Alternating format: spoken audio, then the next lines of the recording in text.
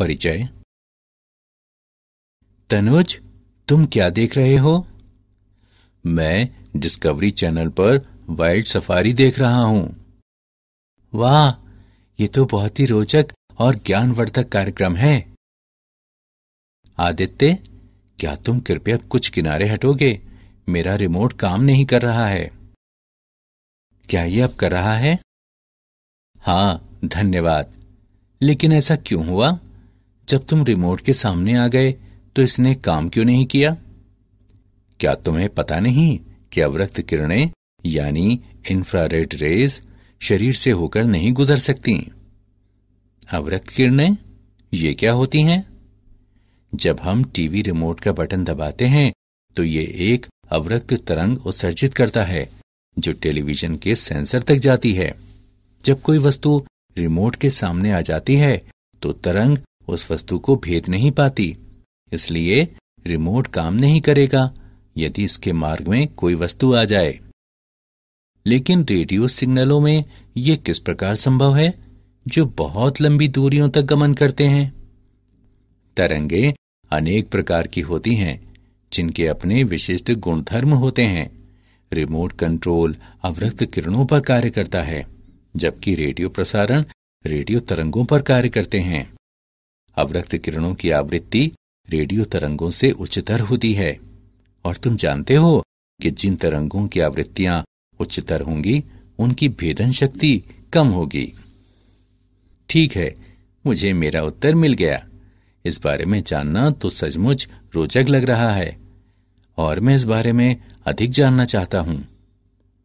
छात्रों, आज हम वैद्युत चुंबकीय तरंगों के बारे में और अधिक अध्ययन करेंगे।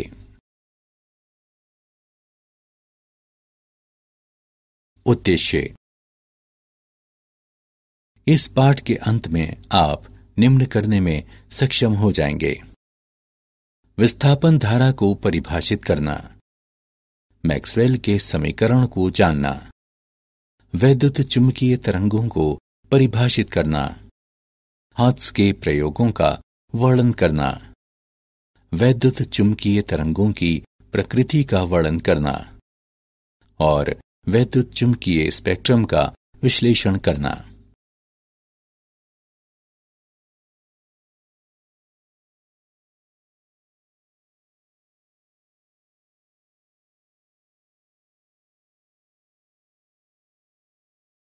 विस्थापन धारा। समय के साथ विद्युत फ्लक्स के परिवर्तन के कारण विद्युत परिपथ के कुछ भाग के माध्यम से प्रवाहित होने वाली धारा विस्थापन धारा कहलाती है। एक संधारित्र पर विचार करें जिसे धारा I को नियतांक रखते हुए आवेशित किया गया है। एम्पियर के नियम के अनुसार वक्र C के परितः B का रेखा समाकल C से आबद्ध पृष्ठ के माध्यम से प्रवाहित धारा I के म्यू नॉट गुने होने चाहिए। इसका आशय है कि पृष्ठ S1 के लिए B.dl का समवृत्त समाकल बराबर म्यू नॉट I, लेकिन पृष्ठ S2 के लिए जिसके माध्यम से धारा प्रवाहित नहीं होती है, B.dl का समवृत्त समाकल बराबर 0। इसका अर्थ है कि यहां एक विसंगति है। संधारित्र प्लेटों के बीच में अचालक में परिवर्तनशील विद्युत क्षेत्र से संबद्ध धारा अवश्य होनी चाहिए। प्लेटों पर आवेश परिवर्तन की दर ε0d/dt ऑफ EA, जो ε0d phi E/dt है। अतः विस्थापन धारा निम्न होगी: ID बराबर ε0d phi E/dt। पृष्ठ S2 के माध्यम से विस्थापन धारा का परिमाण पृष्ठ S1 के माध्यम से चालन धारा के परिमाण के समान होगा। अब एम्पियर का नियम निम्न रूप लेता है: B.dl का समवृत्त समाकल बराबर म्यू नॉट गुणे I plus ε0d phi E/dt। Maxwell का समीकरण। मैक्सवेल के समीकरण कहलाने वाले निम्न 4 समीकरण वैद्युत चुंबकत्व के मूलभूत समीकरण कहलाते हैं। 1. विद्युत संबंधी गाउस नियम। E डॉट dA का संवृत्त समाकल बराबर Q बटे एप्सिलॉन नॉट। 2. चुंबकत्व संबंधी गाउस नियम। B डॉट dA का संवृत्त समाकल बराबर 0। 3. फैराडे का नियम। E डॉट dl का संवृत्त समाकल बराबर -d फाई B बटे dt। 4. एम्पियर मैक्सवेल नियम। B डॉट dl का संवृत्त समाकल बराबर mu naught IC plus mu naught epsilon naught d phi E बटे dt।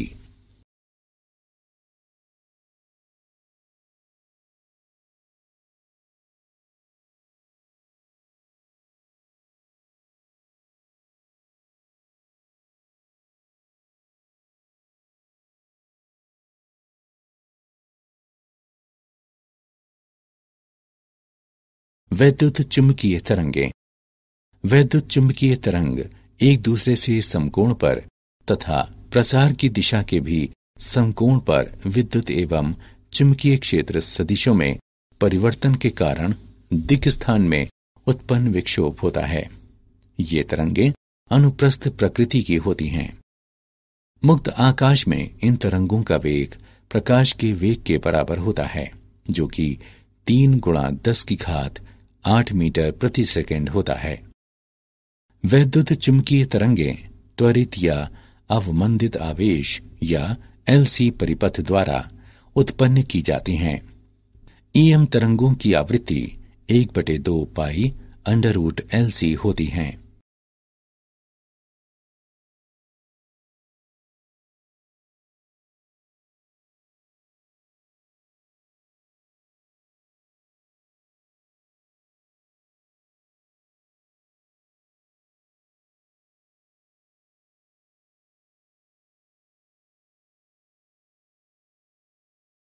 उदाहरण।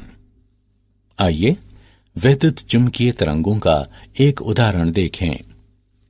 एक समतल वैद्युत चुंबकीय तरंग में विद्युत क्षेत्र 2 गुणे 10 की घात 10 हर्ट्ज की आवृत्ति तथा 48 वोल्ट प्रति मीटर के आयाम से ज्यावक्रीय दोलन करता है। क. तरंग का तरंग दैर्ध्य कितना है? ख. दोलायमान चुंबकीय क्षेत्र का आयाम कितना है? ग. चुंबकीय क्षेत्र के औसत ऊर्जा घनत्व के समतुल्य विद्युत क्षेत्र का औसत ऊर्जा घनत्व दिखाएं। आइए इसका हल देखें। दिए गए मान निम्न हैं। न्यू बराबर 2 गुणा 10 की घात 10 हर्ट्ज। E नॉट बराबर 48 वोल्ट प्रति मीटर। क. हम जानते हैं कि लैम्डा बराबर C बटे न्यू। मानों को प्रतिस्थापित करने तथा गणना करने पर हम तरंग का तरंग दैर्ध्य 1.5 गुणा 10 की घात -2 मीटर प्राप्त करते हैं। ख. हम जानते हैं कि B नॉट बराबर E नॉट बटे C। मानों को प्रतिस्थापित करने तथा गणना करने पर हम चुंबकीय क्षेत्र का आयाम 1.6 गुणे 10 की घात -7 टेस्ला प्राप्त करते हैं। ग. विद्युत क्षेत्र का ऊर्जा घनत्व 1/ε0 E वर्ग है।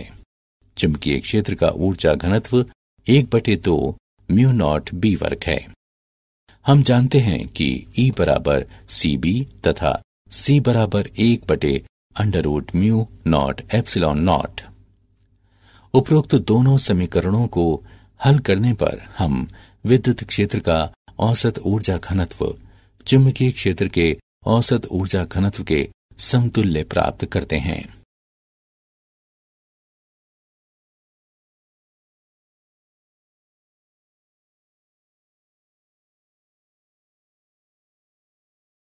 हाथ का प्रयोग।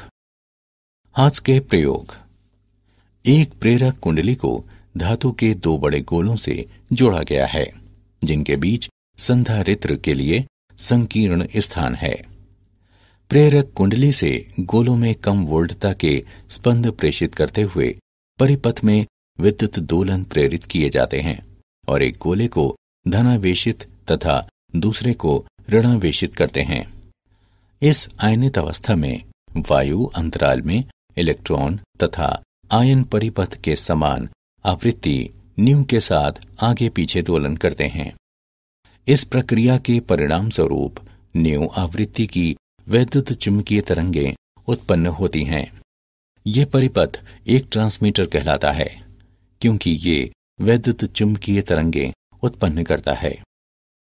ग्राही परिपथ में तार का एकल पाश होता है जो दोनों गोलों से संयोजित है, जिसका अपना क्रियाशील प्रेरण, संधारिता तथा दोलन की प्राकृतिक आवृत्ति है।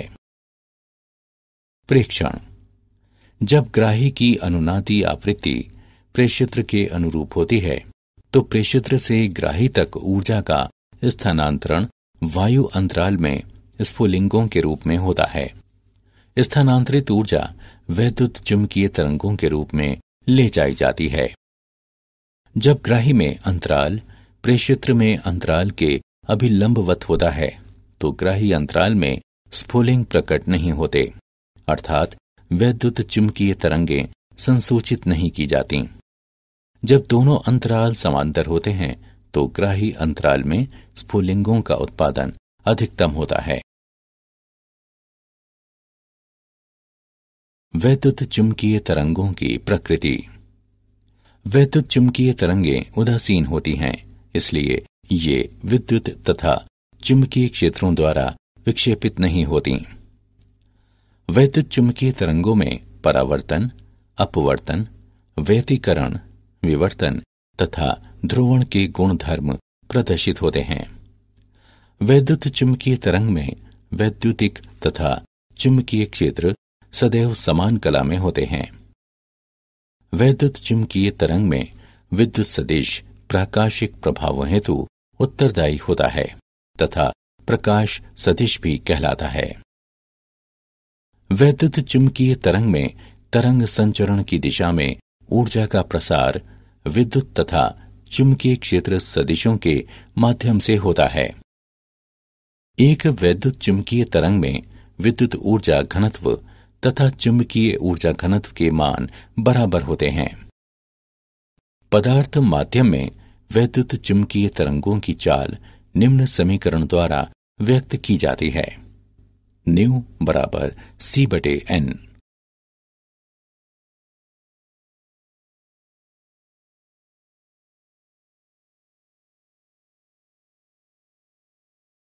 वैद्युत चुंबकीय स्पेक्ट्रम: वैद्युत चुंबकीय तरंगों का वर्गीकरण वैद्युत चुंबकीय स्पेक्ट्रम की आवृत्ति के अनुसार किया जाता है।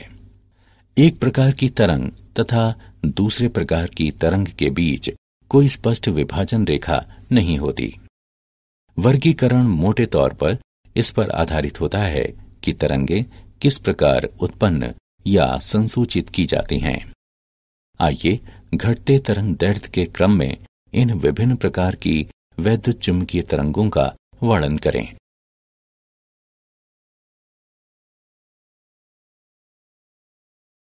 रेडियो तरंगें: निम्नतर आवृत्ति की रेडियो तरंगें विद्युत दोलक परिपथों के उपयोग द्वारा सामान्यतः चालक तारों में आवेशों की त्वरित गति से उत्पन्न होती हैं।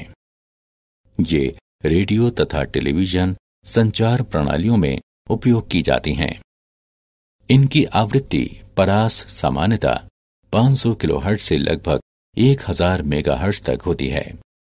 सेलुलर फोनों में अत्युच्च आवृत्ति बैंड की रेडियो तरंगों का उपयोग करके ध्वनि संदेशों का आदान प्रदान किया जाता है। सूक्ष्म तरंगें: सूक्ष्म तरंगों की आवृत्ति 3 गीगाहर्ट्ज से लेकर 300 गीगाहर्ट्ज परास तक की होती हैं, जिन्हें विशेष प्रकार की निर्वात नलिकाओं जैसे कि क्लाइस्ट्रॉन, मैग्नेट्रॉन और गन डायोड से उत्पन्न किया जाता है।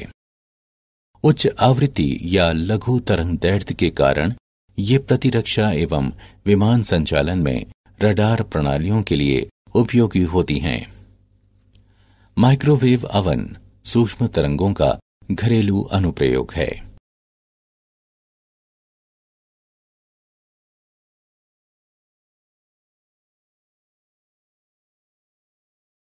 अवरक्त तरंगें। इनका तरंग दैर्घ्य 10 की घात -3 मीटर से लेकर 7.8 गुणे 10 की घात -7 मीटर तक होता है। ये तरंगें अणुओं तथा गर्म पिंडों से उत्पन्न होती हैं और कई बार ऊष्मा तरंगें भी कहलाती हैं। उद्योगों, औषधियों, खगोल विज्ञान आदि में इनके अनेक अनुप्रयोग हैं। अवरक्त विकिरण हरित गृह प्रभाव में भी एक महत्वपूर्ण भूमिका निभाता है। अवरक्त संसूचकों का उपयोग भू उपग्रहों में सैन्य प्रयोजनों से तथा फसलों की वृद्धि का प्रेक्षण करने के लिए किया जाता है। घरों में रिमोट स्विचों में अवरक्त तरंगों का व्यापक उपयोग किया जाता है।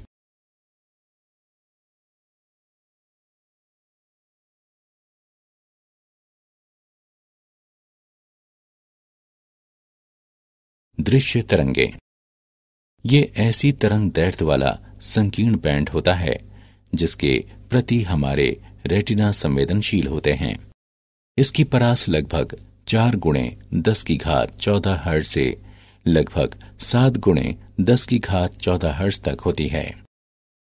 परमाणुओं और अणुओं के घटकों, विशेष रूप से इलेक्ट्रॉनों की गतियों में आंतरिक समायोजन के परिणाम स्वरूप उनके द्वारा प्रकाश उत्पन्न किया जाता है। प्रकाश द्वारा नेत्र पर उत्पन्न होने वाले विभिन्न संवेद रंग कहलाते हैं, जो वैद्युत चुंबकीय तरंगों की आवृत्ति या तरंग दैर्घ्य पर निर्भर होते हैं। विभिन्न जंतु विभिन्न परास के तरंग दैर्घ्य के प्रति संवेदी होते हैं। पराबैंगनी किरणें। इसमें 400 नैनोमीटर से लेकर लगभग 0.6 नैनोमीटर तक की तरंगें आती हैं। ये तरंगें परमाणुओं एवं अणुओं द्वारा वैद्युतिक विसर्जनों में उत्पन्न की जाती हैं। सूर्य पराबैंगनी विकिरण का एक अत्यंत शक्तिशाली स्रोत है और धूप ताम्रता के लिए यही कारक मुख्यतः उत्तरदायी है, लेकिन इसका अधिकांश भाग ओजोन परत द्वारा अवशोषित कर दिया जाता है। बड़ी मात्राओं में पराबैंगनी प्रकाश मानवों पर नुकसानदेह प्रभाव डालता है। वेल्डिंग आर्क द्वारा बड़ी मात्रा में पराबैंगनी विकिरण उत्पन्न होता है, जिससे अपनी आंखों को सुरक्षित रखने के लिए वेल्डर विशेष कांच के बने चश्मे पहनते हैं।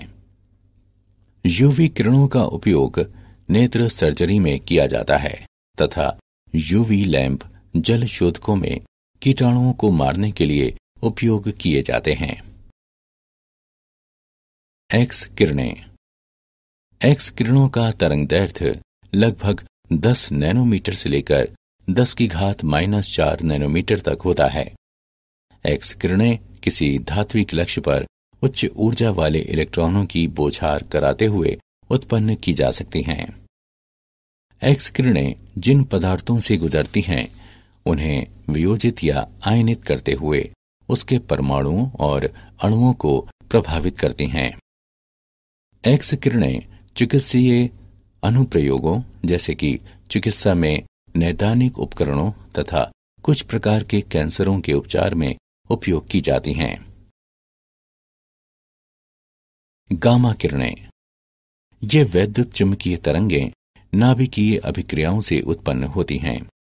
गामा किरणें वैद्युत चुंबकीय स्पेक्ट्रम की ऊपरी आवृत्ति परास में आती हैं और इनका तरंग दैर्घ्य लगभग 10 की घात -10 मीटर से लेकर 10 की घात -14 मीटर तक होता है। गामा किरणें अनेक रेडियोधर्मी पदार्थों द्वारा उत्पन्न की जाती हैं और नाभिकीय रिएक्टरों में बड़ी मात्राओं में उपस्थित रहती हैं। ये विकिरण रेडियोधर्मी नाभिकों द्वारा भी उत्सर्जित किए जाते हैं। चिकित्सा में कैंसर कोशिकाओं को नष्ट करने के लिए इनका उपयोग किया जाता है। क्या आप जानते हैं, मैक्सवेल ने समय के साथ परिवर्तनशील विद्युत और चुंबकीय क्षेत्रों के बीच संबंध स्थापित किया तथा इसके लिए समीकरणों का सेट प्रस्तावित किया। उन्होंने दिखाया कि प्रकाश एक वैद्युत चुंबकीय तरंग है। उन्होंने रंग दृष्टि का मात्रात्मक सिद्धांत विकसित किया। दीर्घ तरंगों की ऊर्जा लघु तरंगों से कम होती है। अंतरिक्ष से दीर्घ तरंगें पृथ्वी के वायुमंडल में आसानी से प्रवेश कर जाती हैं। पृथ्वी के ऊपर 45 से 250 मील तक विस्तृत आयनमंडल रेडियो तरंगों को परावर्तित कर सकता है। व्यतिकरण प्राप्त रेडियो संकेतों की गुणवत्ता को प्रभावित करके ध्वनि को विकृत कर सकता है या टेलीविजन चित्र को छायाओं में बदल सकता है। सारांश। आइए हमने जो कुछ सीखा है उसे संक्षेप में दोहराएं। समय के साथ विद्युत फ्लक्स के परिवर्तन के कारण विद्युत परिपथ के कुछ भाग के माध्यम से प्रवाहित होने वाली धारा विस्थापन धारा कहलाती है। वैद्युत चुंबकीय तरंग एक दूसरे से समकोण पर तथा प्रसार की दिशा के भी समकोण पर विद्युत एवं चुंबकीय क्षेत्र सदिशों में परिवर्तन के कारण दिक्स्थान में उत्पन्न विक्षोभ होता है। वैद्युत चुंबकीय तरंगों में परावर्तन, अपवर्तन, व्यतिकरण, विवर्तन तथा ध्रुवण के गुणधर्म प्रदर्शित होते हैं। वैद्युत चुंबकीय तरंग में विद्युत ऊर्जा घनत्व तथा चुंबकीय ऊर्जा घनत्व के मान बराबर होते हैं।